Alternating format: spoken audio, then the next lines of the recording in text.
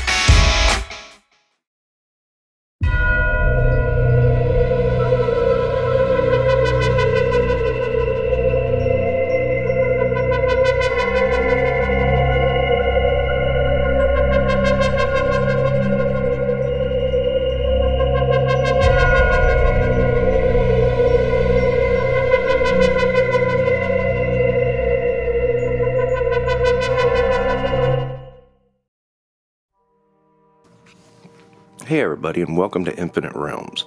I'm Robert, I am the host of Infinite Realms, and this time I thought we would take our first video to take a look at the Tomb of Horrors. It's a very much talked about dungeon in Dungeons & Dragons.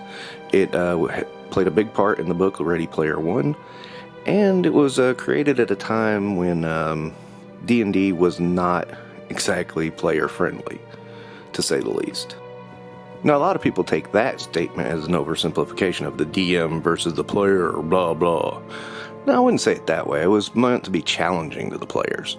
That's what the purpose of the Tomb of Horrors is to be the most challenging. And a lot of people say it's unbeatable. Well, it's been beaten. It's been beaten in tournaments many times. So it's not totally unbeatable. It's just really hard to beat. It was written by the inventor of Dungeons & Dragons, Gary Gygax. His goal was to make a really difficult dungeon, and he succeeded. More ways than I think even he could imagine. Now in this review I will go over some spoilers, but I'm not going to spoil anything major. I will go over a few things that really show how difficult this dungeon is. The major hook of the dungeon is that a lich named Sirens has created a tomb that holds great riches, but also equally great dangers. So initially the players go to a mountainside that has rocks that are in the shape of a skull. I always kind of thought it looked like a jack-o'-lantern smiling, but hey, you know, what are you going to do? From here comes the ever-loving fun part. Basically, the players have to poke the ground with big sticks. And pay attention, because big sticks become very important in this dungeon. Once they do, they'll find some loose sand. Now here comes one of the trickier parts of the dungeon, to say the least. There isn't one opening, there's three. Two of them are traps. One of the false entrances will collapse as soon as you open the false doors. You gotta be really quick to get out of this one. The next one has a wall slammed shut. Again, you gotta be really quick to avoid the wall. Entering the Tomb of Horrors is just a chore in of itself. Once you find the right opening, that's when things get pretty interesting. I'm not going to go through the whole dungeon, but I am going to go through the first hallway, which will give you an idea just how hard this dungeon is. So in the hallway there's this obvious trail to walk. Now if you walk the obvious trail, eventually you're going to hit a trap. If you don't walk the obvious trail, eventually you're going to hit a trap. See kind of where this gets hard? Now you might be wondering, how in the world do you even navigate this hallway? Well, basically the sticks that you were using to poke through to find the opening, you smack them on the floor and you got a pretty good chance of tripping the trap, so then you'll know where the trap is. Now granted, you got a pretty good chance. That doesn't mean you have a great chance. Now once you get through all of that, you have the infamous maw at the end of the hallway. This trap is devious. Reach inside of the gaping maw, and you will find what's called a Spear of Annihilation. Now, for those of you not familiar, a Spear of Annihilation sounds as bad as it is. You will be annihilated. It's pretty simple. Now, the other part of the hallway is a doorway. It's full of mist. If you walk through it while it's misty, you'll be transported to one part of the dungeon. To make the mist disappear, you have to hit them in the right sequence. That will transport you to another part of the dungeon. Now, to be fair, neither area is very great, but I'm not going to spoil that part yet. In fact, I'm not going to spoil it at all, because that's pretty much what I'm going to do is cover the hallway. Now, going back up the hall, there is something of interest. First, there's another devious trap in a chest. There's a lever, and you fall into a pit trap, and you're going to have to get your friends to get you out. Long story short, you can read it in the description if you're really interested.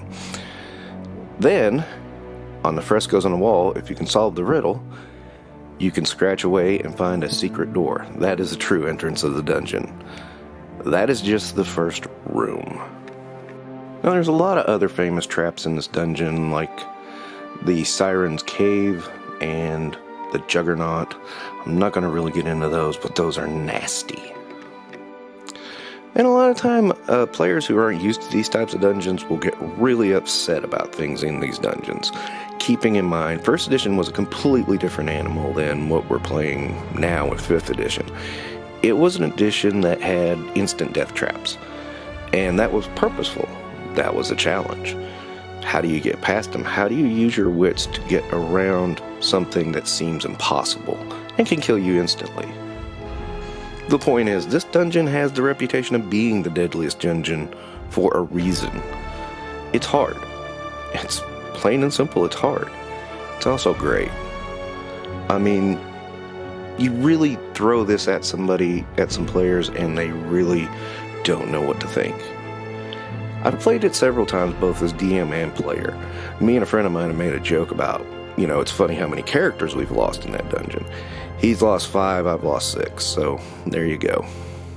And I have seen players get mad. I've seen YouTubers get mad, so I mean, this is not a dungeon for the weak. And people say you can't beat it, what's the point, it's illogical. Well, no, it's logical if you think about it from the bad guy's point of view. He's making this impossible. He doesn't want you to get his riches. And so he's taking every trick in the book and spinning it on its head. Now, the other thing about all this is, even after you get through all the traps, all the dangers, all the death, you still have to face the Lich, who is now a Demi-Lich, which is a really, really powerful thing. Basically, they can take away your soul. It's not nice. It's not pretty. It's really hard. And that's a point. It's a challenge. Some people don't like that, and I get that. I like it. I've played it. I've ran it. It can be fun if you don't take the life of your character too seriously. Well, if you die, you die. Hey, that's basically what Dolph Lundgren said, so why not? If you look at it that way, it can be kind of fun. The thing you have to remember, this is just characters on paper. I mean, in the old days, they used to take your character sheet and rip them up. And the funny thing is, in the reprint of Tomb of Horrors, Gary Gygax himself wrote an introduction. Now, The Return of Tomb of Horrors is okay. It actually kind of takes a lot of the tropes of Tomb of Horrors and kind of flips them on their head, which I guess is a good point. It's not actually taking place in the Tomb of Horrors. It's actually taking place on the edge of the negative material plane, but that's another discussion for another time. But in your introduction, Gygax himself describes how some people have beaten it, and even points out one place where somebody tried something he never even thought of, and it worked well. But the other part of the introduction is it kind of gives you an idea into the mindset of Gary Gygax. He was not fighting his players. He was challenging his players, which is not a bad thing. That's why I can't stand that oversimplification of 1st edition. It's just, I just don't like it. It doesn't make any sense to me.